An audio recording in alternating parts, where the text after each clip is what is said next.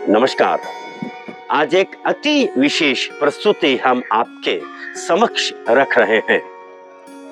ये जो प्रस्तुति है यह एक जीवन कहानी है, जीवन मार्ग है, एक हौसला है, एक प्रेरणा है। ये जिस महानुभाव की, जिस शख्स की जीवन कहानी हम आपके समक्ष रख रहे हैं, उसका जीवन इस नदी की तरह है। नदी का जब उगम होता है, जन्म होता है, तब नदी को ये पता नहीं होता है कि समुद्र कहाँ पर है, और जन्म के बाद नदी का लक्ष्य होता है समुद्र में मिलना। नदी अपना मार्ग खुद बनाती है, अपने रास्ते में आने वाले सारी रुकावटों को सरकाते हुए वो अपना मार्ग खुद बनाती है और जाकर अंत में समुद्र में मिलती है। ठीक इसी तरह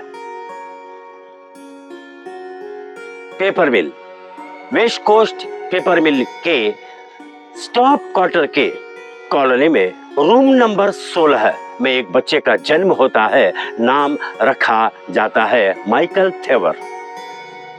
शुरुआती दिनों में माइकल के घर की आर्थिक परिस्थिति काफी कमजोर थी। काफी कमजोर यानी कमाई सिर्फ इतनी थी कि वे सिर्फ पेट भर सके, लेकिन शिक्षा के लिए उनके पिता चाहते थे कि उनके बच्चों की शिक्षा अच्छी तरह हो, इसीलिए इसी कॉन्वेंट स्कूल में उन्होंने भर्ती कराया और माइकल भी पढ़ाई में काफी ध्यान दिया करते थे। आज की जो उनकी जीवनी है ये हम आपके समक्ष रख रहे हैं, और इस जीवनी में इस जो वीडियो की प्रस्तुति हम आपके सामने कर रहे हैं उसमें प्रेरणा है कि कैसे एक मदद की उम्मीद करने वाला इंसान आज कईयों का मददगार बनता है, कैसे वह बुलंदियों को छूता है। इस फर्श से अर्श तक पहुंचने की कहानी हम आज आपके समक्ष रख रहे हैं। जैसे मैंने कहा कि मैं उस शख्स से, उस महानुभाव से आपको मिलवाता हूं जिनका जीवन एक प्रेरणा है। आइए, इस वक्त मेरे साथ माइकल थेवर स्वयं मौजूद है। माइकल जी नमस्ते, बहुत बहुत स्वागत है आपका हमारे चैनल पे sir ji. Thank you sir, thank you. आप मैं नमस्कार करना चाहता हूँ अमेरिका के कर्म भूमि से मेरे जन्मभूमि दांडेली के सब लोगों को नमस्कार, प्रणाम। आपने अपना अमूल्य समय निकालकर हमें समय दिया, इसके लिए हमारी पारिक प्रेजेंटेशन टीम हृदय से आपका धन्यवाद करती है। Thank you. जैसे मैंने सुना और जानकारी मिली मुझे कि आपका जन्म वेस्ट कोस्ट पेपर मिल के एक कॉलोनी रूम नंबर 16 में आपका जन्म हुआ। जन्म के बाद आपके जीवन में आपने कैसे संघर्ष कर आप आज अमेरिका में हो, आपकी खुद की एक इंडस्ट्री है। क्या आप मुझे अपने जीवन के बारे में बताना चाहेंगे जिससे आपकी जीवन की जो जीवनी है उससे लोग प्रेरणा ले? Thank you.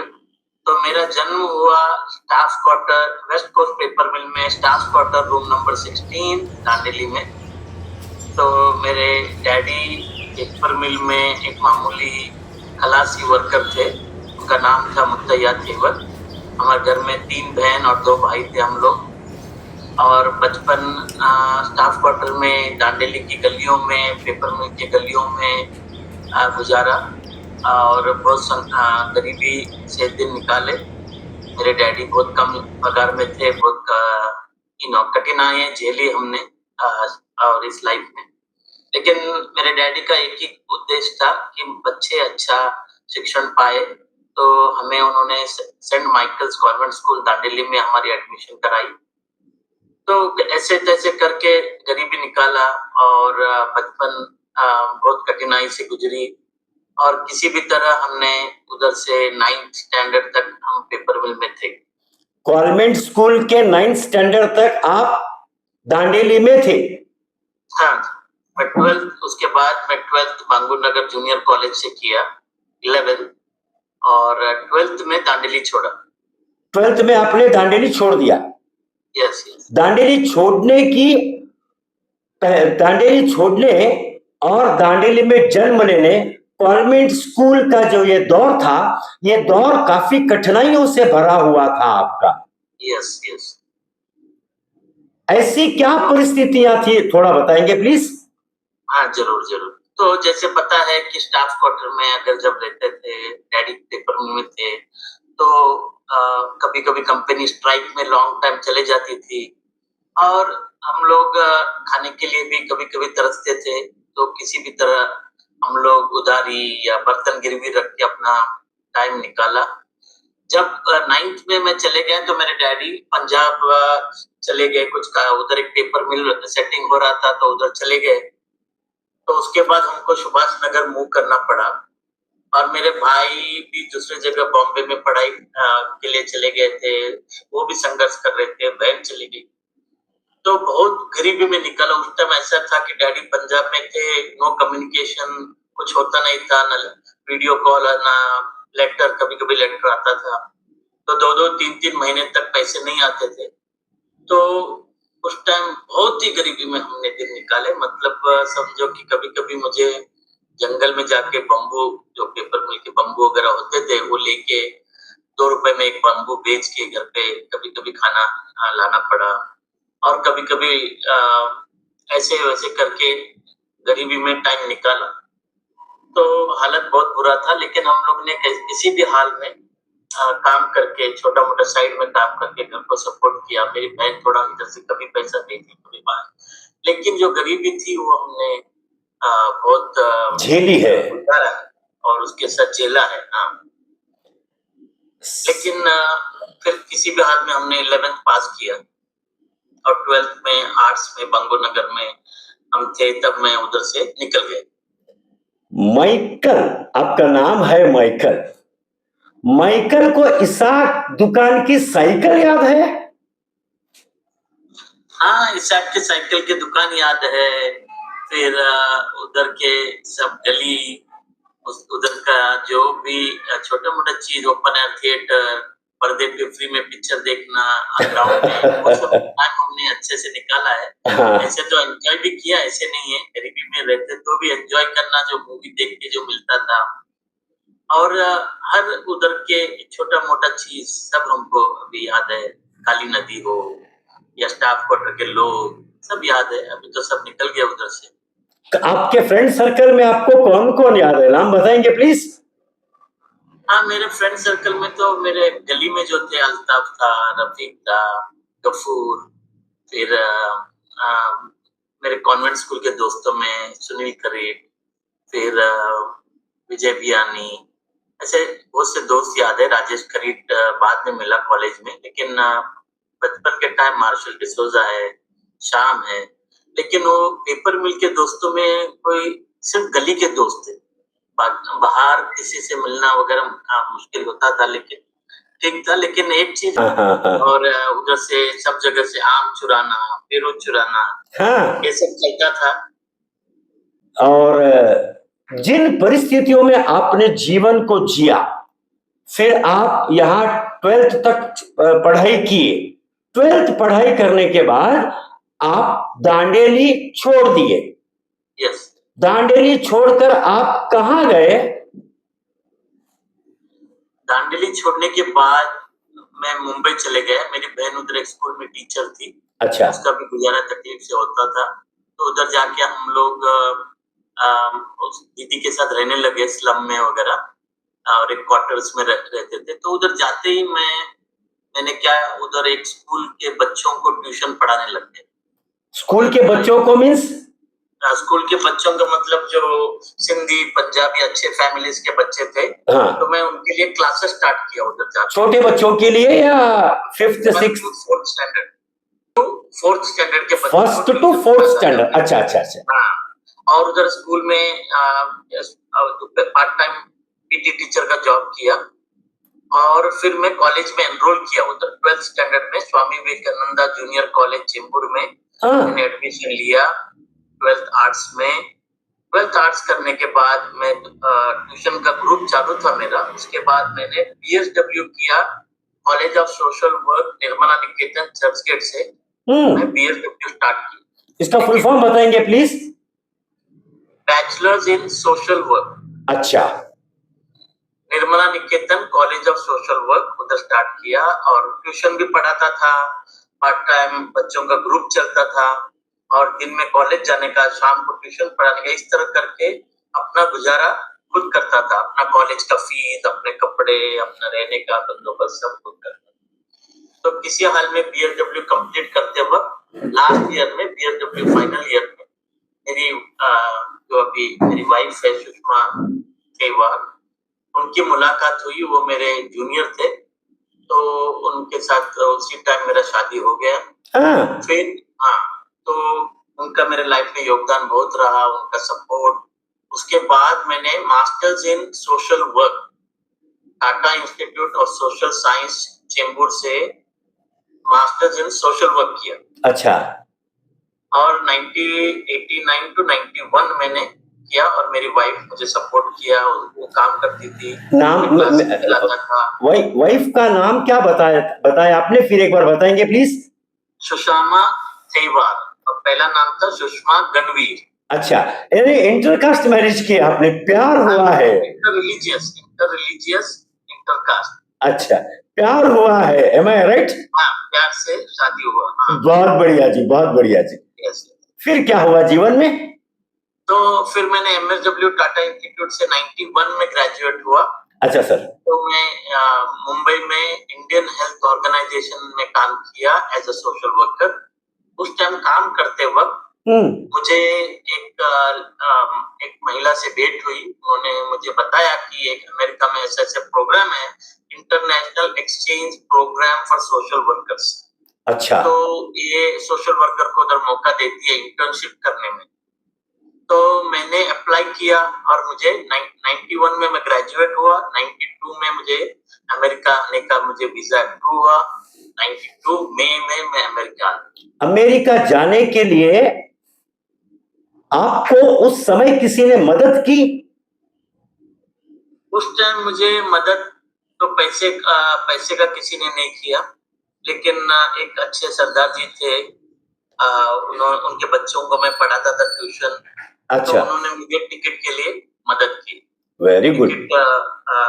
तो लोन दिया, लोन समझो, हैंड लोन। तो टिकट उस टाइम तो 35,000 वन वे था।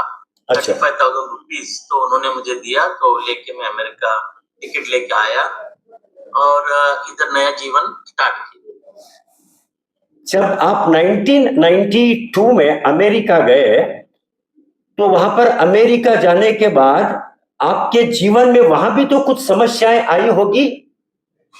हाँ जरूर, क्योंकि हाथ में सिर्फ $20 लेके मैं अमेरिका आया। $20 में स्विट्जरलैंड में ज़ुरिक एयरपोर्ट पे एक कॉफी पिया, $3, 3 पाउंड ऐसा कुछ, पाउंड था। तो $17 हाथ में था। $17 में मैं न्यूयॉर्क पहुंचा। तो समझो कि एक आदमी जब फ्रेश आता है तो स्ट्रगल तो बहुत करना पड़ता है, बहुत। मतलब मैं जब स्टार्ट किया सब एक अमेरिकन फैमिली के साथ रहता था, होस्ट फैमिली के साथ। फिर एक जगह पे ड्रग एंड अल्कोहल काउंसलर का जॉब स्टार्ट किया। अच्छा। तो जब जॉब स्टार्ट किया तो 2-2, 3-3 जॉब करते थे।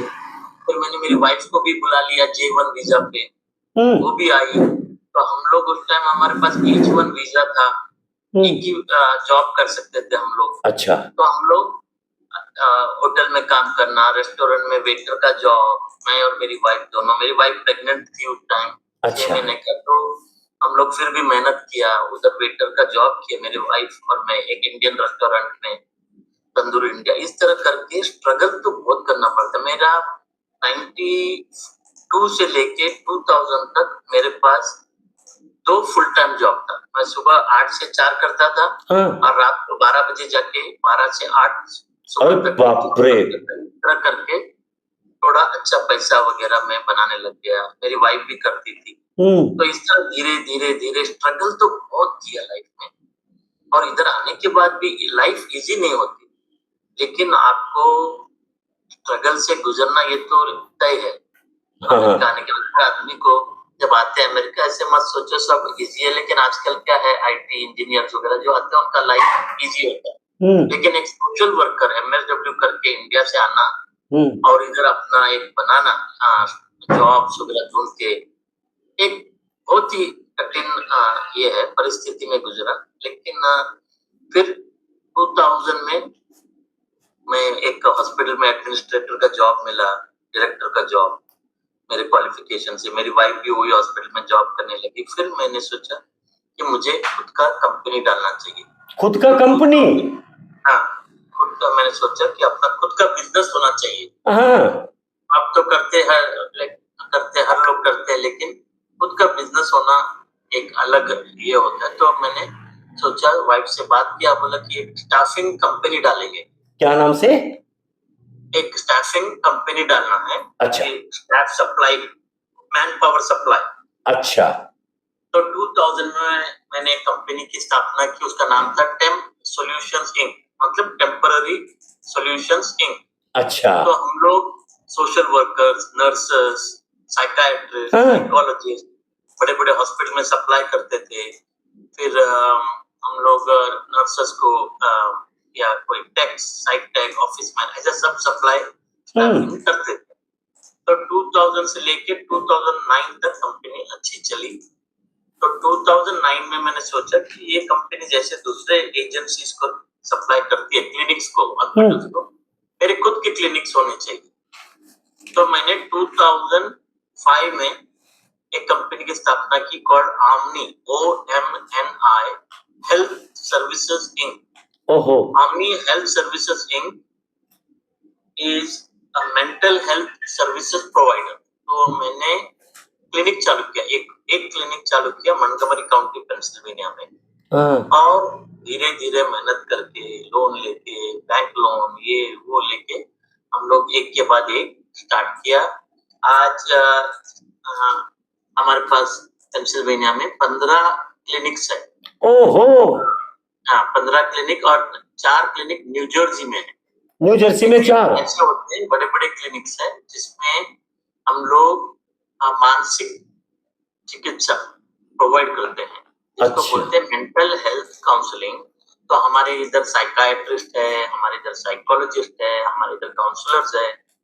तो हम लोग इधर दवा देते हैं, मेडिकेशन, मेंटल हेल्थ के लिए, स्किज़ोफ्रेनिया, एंजाइटी डिसऑर्डर, जो भी ऐसे मेंटल हेल्थ इश्यूज होते हैं उनके लिए हम लोग इधर ट्रीटमेंट देते हैं। तो इस तरह मेरी कंपनी बड़ी हुई। तो मैंने जब 2007 में स्टार्ट किया, मैंने बोला कि अच्छा, ये तो सब करते हैं, बिजनेस तो ठीक है, लेकिन हम पे बैक टू सोसाइटी कैसे करें?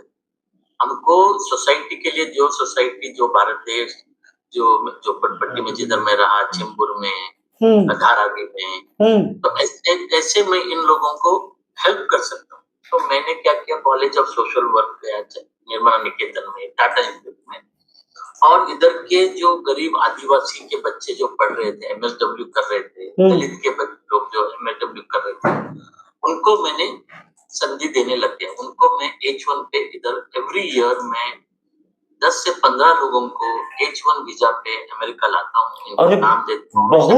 बहुत बढ़िया सर। आज तक मेरे कंपनी में 500 लोग काम करते हैं।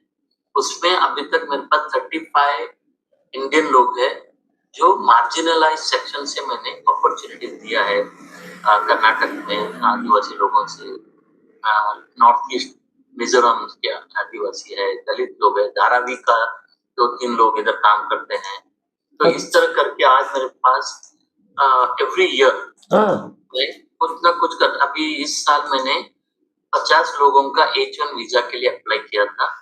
उसमें से 17 लोगों को मिला है, 14 लोगों को मिला है H1 वीजा, और 14 सब गरीब फैमिली से। अच्छा। उसमें एक तो अच्छे फैमिली से, लेकिन 12 से 13 लोग जो है बहुत ही गरीब पिछले वर्ग के लोगों से हमने अपॉर्चुनिटी दिया है।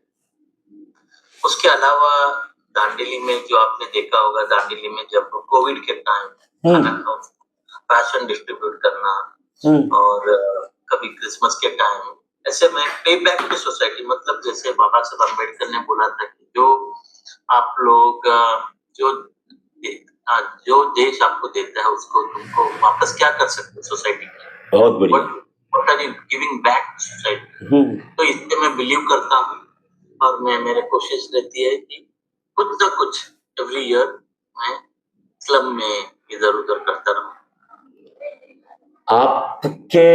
आपकी जो ये जो जीवन की कहानी है ना माइकल भाई, मुझे मुझे ऐसा लगता है जब आप ये बोल रहे हो ना, तो आपका जो सादगीपन है, आज आप स्टॉप क्वार्टर के रूम नंबर 16 में जिंदगी की जद्दोजहद कर कर आज अमेरिका में उन लोगों का सहारा बन रहे हो जिनका कोई सहारा नहीं। सल्यूट टू यू माइकल भाई। Thank you sir, thank you. दूसरी और एक छोटी सी बात पूछना चाहता हूं मैं आपको। दांडेली के लिए आपके दिल में आज क्या है? पता नहीं क्या है दांडेली, तो दांडेली में कुछ करना है। मेरा एक सोच ऐसा है कि एक रिहैब जो नशाबंदी के लिए, अल्कोहल रैम्पेंट है दांडेली में। हाँ। तो इसके लिए रिहैब स्टार्ट करना मेरा एक गोल है, और एक अनाथ आश्रम जैसा एक वृद्धाश्रम पहला मुझे रिहैब, क्योंकि मेरा नॉलेज रिहैब में है। बहुत अच्छा। जैसे अल्कोहल इंटॉक्सिकेशन को, लोगों को जो इंटॉक्सिकेटेड होते हैं उनको कैसे रिहैब करना, ये नॉलेज मुझे है। हाँ। तो मैंने वो सोच रहा हूँ दांडेली के लिए एक ऐसा रिहैब बनाऊं जिसमें 8-10 लोग को काम भी मिले और एक अच्छा लोगों को इस नशाबंदी से दूर करे, मुक्ति मिले। हाँ। मेरे पास शब्द नहीं है माइकल भाई। आपके जीवन की जो संघर्ष है, जो जीवन का जद्दोजहद है, और अपने जीवन पे लक्ष्य को हासिल करने की जो एकाग्रता है, वो अतुलनीय है, प्रशंसनीय है। मैं और एक बात पूछना चाह रहा हूं कि आपने एक फिल्म का भी निर्माण किया है। हाँ, मैंने एक मराठी फिल्म बनाई है, खालिद का शिवाजी। खालिद का शिवाजी ये मूवी महाराष्ट्र मराठी फिल्म है। अच्छा। खालिद एक मुस्लिम बच्चा जो शिवाजी महाराज को से प्रेरणा होके उनके सिद्धांतों को अपनाता है और उसको किस तरह कम्युनिटी में नकारात्मक उसको लोग ट्रीट करते हैं। अच्छा। तो इसके ऊपर कहानी है, और Maharashtra government cultural minister Ashish Shelar जी ने इसे कांस फिल्म फेस्टिवल में भेजा। कांस फिल्म फेस्टिवल में 4 मराठी फिल्म सिलेक्ट हुए, उसमें मेरा एक था। अच्छा। हमारा एक मूवी था, मैं प्रोड्यूस किया हूँ। अभी उसका रिलीज होने के लिए 1 महीना और लगेगा, लेकिन फिल्म बॉम्बे में बहुत न्यूज किया है महाराष्ट्र में, और ऐसा लगता है कि ये अमेज़न या इस पे अपना नेटफ्लिक्स पे आएगा जरूर। हाँ। एक शॉर्ट फिल्म है, बट इंटरेस्टिंग था। लेकिन मैं ये और एक चीज मैं दांडेली में आना चाहता हूँ। बोलिए ना प्लीज। शरीर के हर कण कण में दांडेली बसा है। दांडेली की गलियां, दांडेली के बगीचे, दांडेली के पेपर मिल के बंगलोज, हर चीज मेरे इसमें बसा है। जब भी मैं दांडेली के बारे में सोचता हूँ तो मेरा ऐसा कांटे खड़े हो जाते मेरे आंखों। और मेरे माँ बाप की सैक्रिफाइसेस, मेरी बहन, मेरे भाई, इनका सैक्रिफाइसेस भी है इसमें। उन्होंने, मेरी बहन ने मेरे लिए बहुत किया, और उसके बाद मेरी बीवी का मुझे बहुत सपोर्ट है। मेरी बीवी ऐसी मिली जो अभी भी मैं फैमिली के लिए कुछ भी करता हूँ तो सपोर्ट 100%। हम लोग, हमारे हर फैमिली मेंबर को हमने अच्छा एक जीवन दिया है, बहनों को और भाई को और लोगों को। तो इस तरह दांडेली की वजह से आज जो मैं हूँ वो दांडेली की वजह से हूँ, और दांडेली को तो कभी भूल नहीं पाऊंगा। क्या कहूँ माइकल भाई, आज इस ऊंचाई पर रहते हुए जहां पे आपने बचपन गुजारा, जिन गलियों में आप खेले, उन गलियों को आज तक आप नहीं भूले। मैं दांडेली निवासी होने के दायित्व से मैं हाथ जोड़कर आपको धन्यवाद करता हूं कि आप अपने बचपन की गलियों को भूले नहीं, और मैं ये मानता हूं कि आपकी जो ये जीवनी है इससे कई लोग प्रेरित होंगे और उन्हें जीवन में जो समस्याएं आएंगी तब वो आपसे प्रेरित होकर उन समस्याओं से लड़ेंगे। और जिस तरह आप चुनौतियों में अवसर ढूंढकर आज लोगों का सहारा बने हैं, इसके लिए आपको बहुत बहुत बधाई और शुभकामनाएं माइकल भाई। मैं आपसे और एक विशेष निवेदन करूंगा, जल्द से जल्द आप एक बार दांडेली फिर आए, हम लोगों के साथ बैठे कुछ बातें। जरूर दांडेली आना है, मेरा प्लान है। तो सितंबर या अक्टूबर में आऊंगा तो दांडेली जरूर आऊंगा। अभी तो दांडेली 1 महीने पहले आए थे, तो वापस आने का संधि मिलेगा मुझे, मैं जरूर आऊंगा और आपसे मिलना भी है। और मैं दांडेली के सब लोगों से प्यार भरा नमस्कार करता हूँ। और अगर दांडेली में किसी ने मास्टर्स इन साइकोलॉजी किया, मास्टर्स इन हॉस्पिटल एडमिनिस्ट्रेशन किया, तो जरूर मुझे संपर्क करें। मेरे पास जॉब ओपनिंग्स है और मैं हेल्प करना चाहता हूँ। मुझे दांडेली के 2-3 लोग इधर आए तो मुझे और खुशी होगी। मैं यही बोल के अपना मैं थैंक यू बोलता हूँ। धन्यवाद सर जी, आपको भी। आप इतना अच्छा चैनल चला रहे हो और मेरा सपोर्ट और मेरा प्यार आपके साथ हमेशा रहे। बहुत बहुत धन्यवाद माइकल भाई समय देने के लिए। आपका इस अमूल्य समय की कीमत मैं समझता हूं। काफी आपके साथ संपर्क करने में हमें देरी हुई और आपका अमूल्य समय हमें मिला। बहुत बहुत धन्यवाद माइकल भाई, बहुत बहुत धन्यवाद। Thank you sir, have a good day. Thank you sir, thank you so much. Okay.